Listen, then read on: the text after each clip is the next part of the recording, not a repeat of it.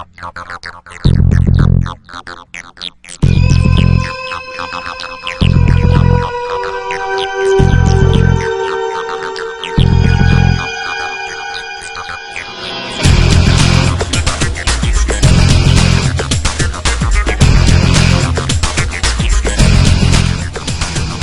there traders, thanks for joining me for this free video from thestockbandit.com. I'm glad that you were able to join me. Those of you who were at the live seminar this weekend in Dallas, I'm sure glad that you made it out. It was nice to see you there. So let's take a look at where we are in this market and where we need to be paying attention to going forward. So last week was a really constructive week.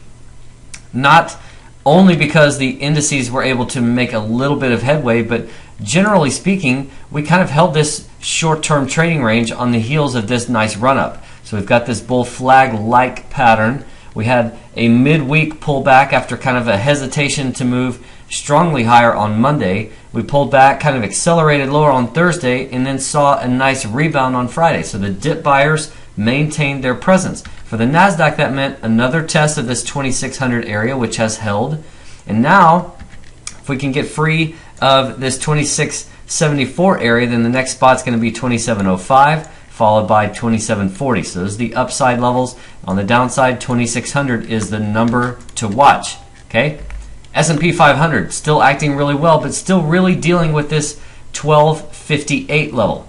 By the way, if you're not watching this video in full screen, go ahead and shift to that. You can get the highest resolution within the player. It's going to be the 720p.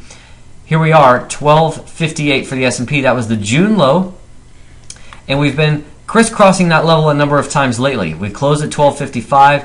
Last week on Wednesday, we had to close at 1261, just briefly through that 1258, but it didn't stick. If we can get through 1258, then the next order of business for this index is going to be right up here at 1294. That's this yellow line. We tested that in October as resistance. Prior to that, it has served as both resistance and support multiple times this year. We saw a mid-July pullback to that level, which held as support. We had June, which saw that level as resistance, saw support back here multiple times during the spring. So this is the big level, but in the short term, we've got to get through 1258. If we get through there, we're heading up to 1294 next. For the Russell, this index was dealing with this symmetrical triangle, this wedge, whatever you'd like to call it here, just a few weeks ago. The upper end of that, or the end of that triangle area, was about 745. And that's the level that we've really been dealing with here lately. We closed there on Friday. If we can get through this level and kind of start to free ourselves from that area, then the next level is going to be right up here at 772. Let me just zoom out a hair and you can see that going back into early this year, 772 was support. It held again in the spring as well as during June, and then we rallied up to there and failed at that area in October. So this is the big level for the Russell. It's going to be 772, but again, short term, we've got to get through this area right here, which is 745. That's right where we are. So bulls are looking pretty good, but here again, we saw a 3% pullback on Thursday and then a 3% rally. So the dip buyers are making their presence felt. Finally, we have the Dow. This index saw this big V-shaped rally, take it back up here, and is now just kind of been consolidating. Thursday we had a little bit of a head fake move lower, but then Friday we made that up, and here we are once again within spitting distance of this 12,300 area. That's where this level is right here. We failed at that in October.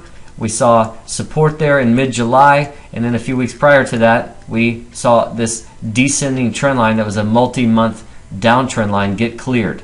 So if we are able to see the Dow move through 12,300, the next level is going to be right up here where we failed in July twice at 12,750. We got some room to run here, and that's not surprising after this sharp move higher and then several sessions here of just lateral basing action. Really good digesting taking place in the overall market. So the buyers are still in charge. We still have these intermediate term higher lows to be fixated on, and here we are, could be looking at new recovery highs here in very short order if the buyers stay in control the way they have been lately. Alright, thanks again for joining me for this free video. I will have more for you here soon, but in the meantime, trade like a bandit.